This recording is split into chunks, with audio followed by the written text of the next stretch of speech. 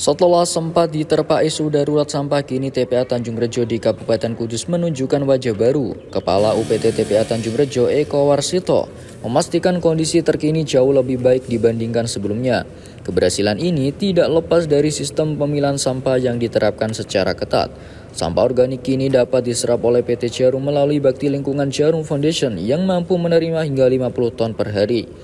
Pemilahan ini juga menurunkan volume sampah yang masuk ke TPA menjadi rata-rata harian 140 ton. Padahal ketika ada isu darurat sampah, jumlah sampah yang masuk ke TPA per hari mencapai 179 ton.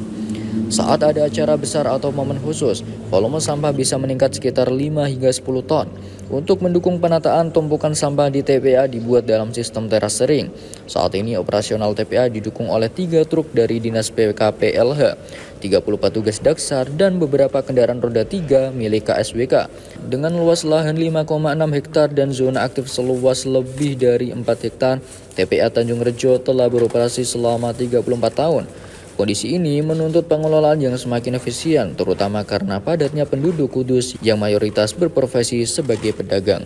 Eko menyebutkan alat berat yang beroperasi milik Pemda 2 ekskavator dan bulldozer, juga menyewa 4 alat ekskavator guna penataan TPA, kemudian pendatangan 1 alat baru ekskavator bulan April ini.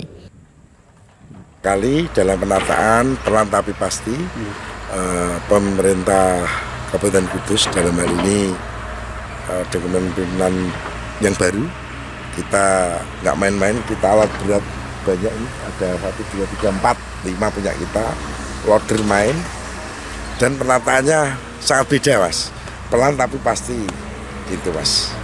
Untuk perbedaan tumpukan di sini Pak, yang awalnya dulu ketika darurat sampah dan kondisi saat ini bagaimana Pak ukurannya Pak? Ya betul, boleh kita akui. Pasca aksi damai kemarin, terima kasih pada warga Tanjung Rejo dan pemerintah juga langsung menata sampah sedemikian hingga yang lindi akhirnya dulu ke depan, sekarang sudah tidak ada, tadi sudah dilihatin. Terus pengolahan lindi juga kita larikan ke IPLT sementara, dan untuk bulan ini insya Allah kita akan olah secara profesional sehingga tidak mencemari ke sungai, kita maksimalkan. Dan tumpukan nanti ini juga kita mau ada ini ya, pengolahan dengan teknologi, dengan dicacah kita jadikan RDF dengan perusahaan swasta lain, sehingga sampah betul-betul diolah dengan teknologi dan mengurangi tumpukan yang ada di TPA Tanjung Rejo ini.